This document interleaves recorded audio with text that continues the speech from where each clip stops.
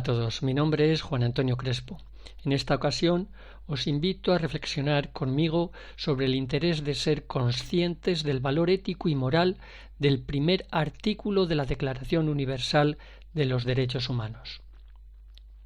¿Te has preguntado alguna vez cuál es el trasfondo ético de los derechos humanos? ¿Sabías que el primer artículo de la Declaración Universal de los Derechos Humanos de 1948 contiene un fundamento realmente hermoso, de gran interés, poder argumentativo y apasionante sugestión para la filosofía que se embarca en las aguas de la ética, antropología y el derecho?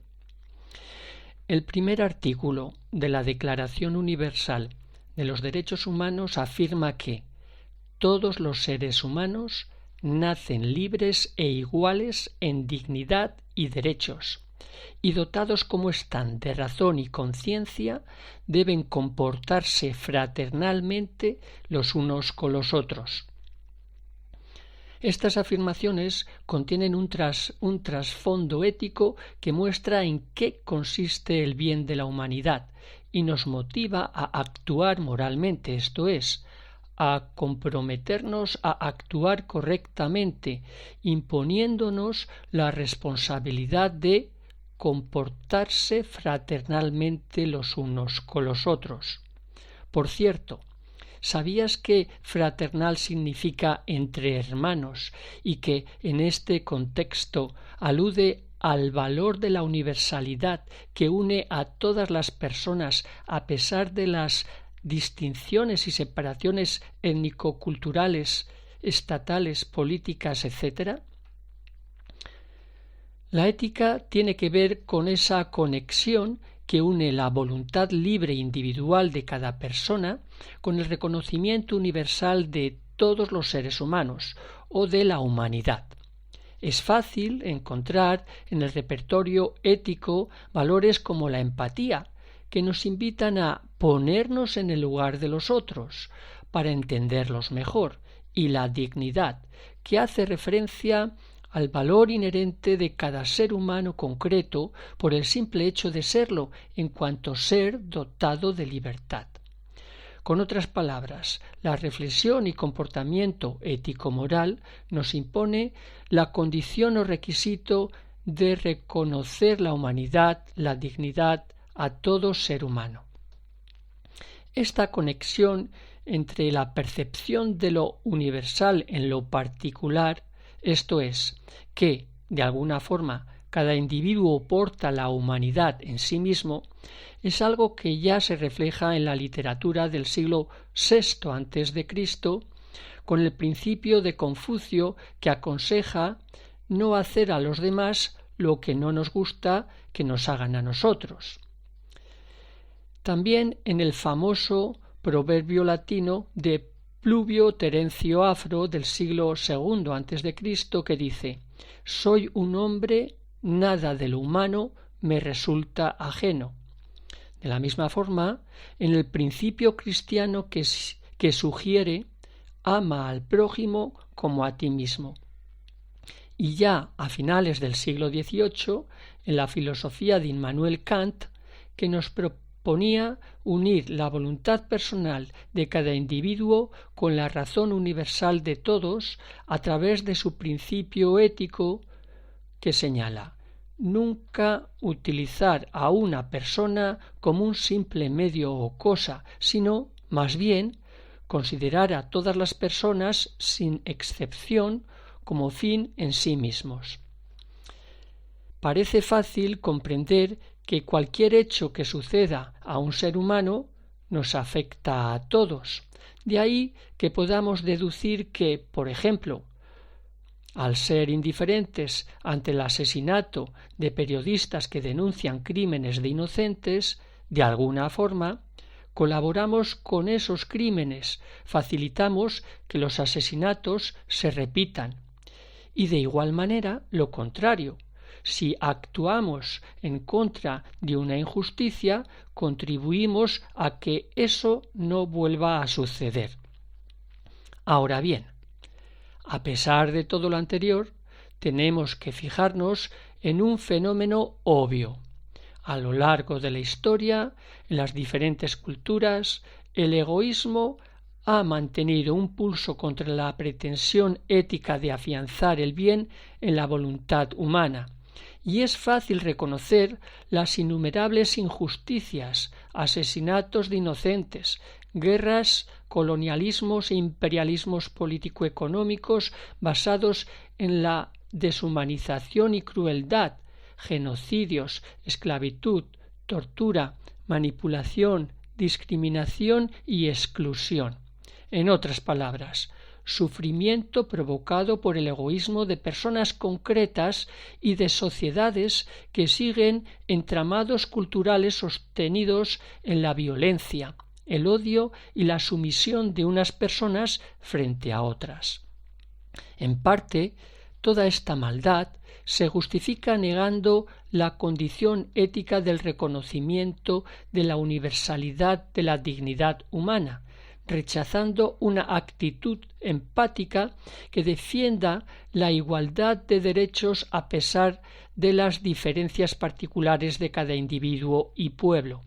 Esta maldad a la que me refiero se sostiene a base de apoyar privilegios atribuidos a rasgos personales del tipo de ser emperadores o faraones y también a patrones generales socioculturales o étnicos como reclama el supremacismo nazi o de otras ideologías. La argumentación que Leopoldo Cea desarrolla en su obra Filosofía de la Historia Americana nos ayuda a defender el primer artículo de la Declaración Universal de los Derechos Humanos. Cea comenta literalmente: todo ser humano es igual a cualquier otro ser humano. Y esta igualdad no se deriva de que un hombre o un pueblo puedan ser o no copia fiel del otro, sino de su propia peculiaridad. Esto es, una persona o un pueblo son semejantes a otros por ser como ellos, distintos, diversos. Diversidad que, lejos de hacer a los hombres individuos más o menos seres humanos, les hace semejantes.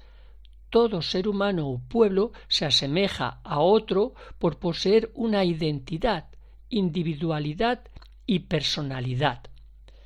Esto es lo que hace de los seres humanos personas y de los pueblos comunidades humanas. Es este peculiar modo de ser de las personas y de los pueblos el que debe ser respetado.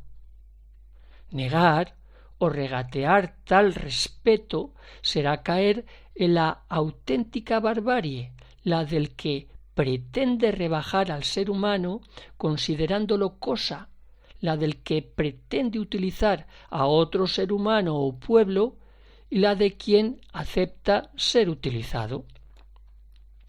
En este razonamiento, Leopoldo Cea defiende el reconocimiento de la diversidad y peculiaridad de cada persona y pueblo no como una traba para la igualdad, sino todo lo contrario, como un fundamento ético que impulsa la dignidad, libertad y reconocimiento de todos, como defiende el primer artículo de la Declaración Universal de los Derechos Humanos.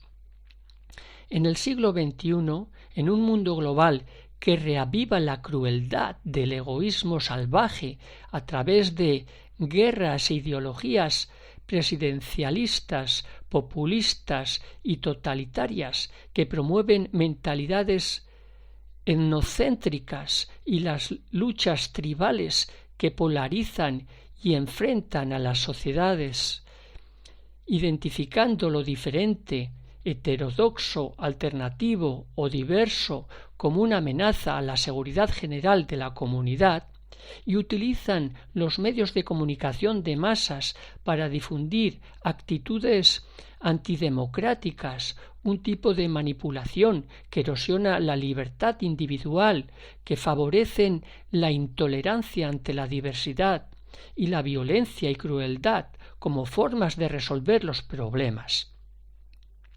Ante todo esto, es necesario defender la actitud ético-moral de reconocer la necesidad de comprometerse de forma solidaria unos con otros, valorando positivamente la humanidad, libertad y riqueza que aportan las sociedades y culturas incluyentes y democráticas.